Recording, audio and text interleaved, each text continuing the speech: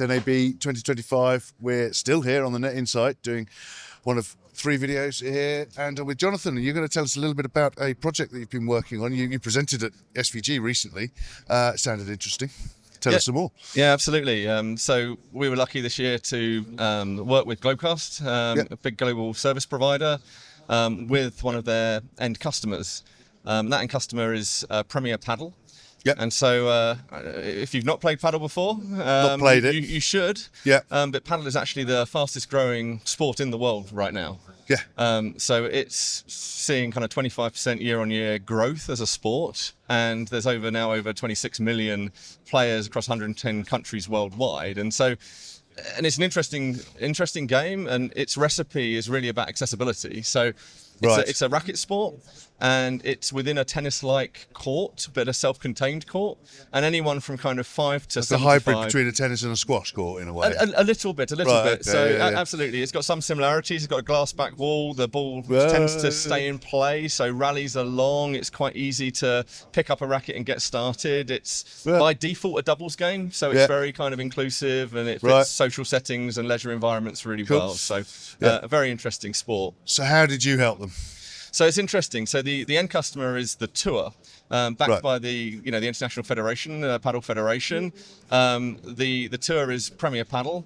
They're funded by the Qatar Sports Investment Group. Okay. Also involved with teams like PSG, and they see this as a really important growth area for racket sports in general. Yeah. So that tour is 25 plus events worldwide during the year, truly globally distributed as well, everywhere from Riyadh in Saudi Arabia, Miami, Buenos Aires, Paris. And as a growing kind of sport, I think that brings some challenges. So traditionally they were broadcasting the main feed from 8 events worldwide using satellite to provide that.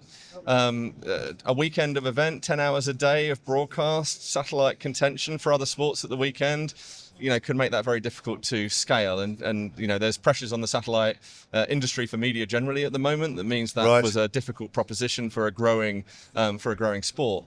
So we partnered with Globecast. Globecast use our Nimbra Edge internet delivery system.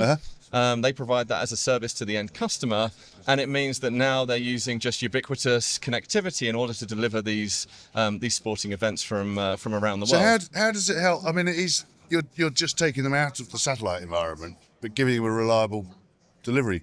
Yeah, exactly. So Globecast is a tier 1 service provider, have provided satellite services for decades. Yeah. And so they were looking for a solution that could fit into their portfolio that allowed more accessible connectivity using internet delivery. But in order to do that, you have to make sure you're architecting a solution in a way to make sure that internet delivery is as reliable as that kind of tier 1 satellite distribution has been for all these decades. And Nimbra Edge is the platform that really delivers on that in the way we approach the delivery of feeds across internet connections. Brilliant. So that sort of solution, where do you see other people, where do you see other customers coming from to get the same solution? Yeah, so what we're seeing certainly in the sports market is it's all about kind of engagement and monetization at the distribution end. And what that means at the contribution end is you have to take more content. You have to get in-car footage, you have to get court 2, court 3, court 4 footage. And so in the case of Premier Padel, if you want to follow your favourite player, if you were just taking one primary feed, your player could have been on court 3 coming up through the rounds or something, and you can't follow them. So then you're not engaged with that event and that tournament. Yeah. When you move to, let's say, a more cost-effective delivery method that you're not constrained by bandwidth or contention, suddenly your ability to get this content up into your production environments and then create more outbound monetization opportunities, more fan engagement, really amplifies. So. I hope this isn't a difficult question, but the connectivity on site, actually fundamentally the internet connection. How do you solve the challenges there? Yeah, or do you let the customer do it?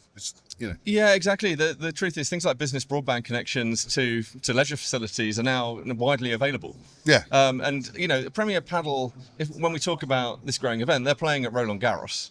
They're playing at big venues. So good internet connectivity is absolutely available in these settings. Yeah. So in general, it's not an issue because big pipes are coming in and out. Exactly. Completely ubiquitous now. So yeah, fair enough. Thank you very much. So if people want to discuss it further, where do we send them? Remind them of the website.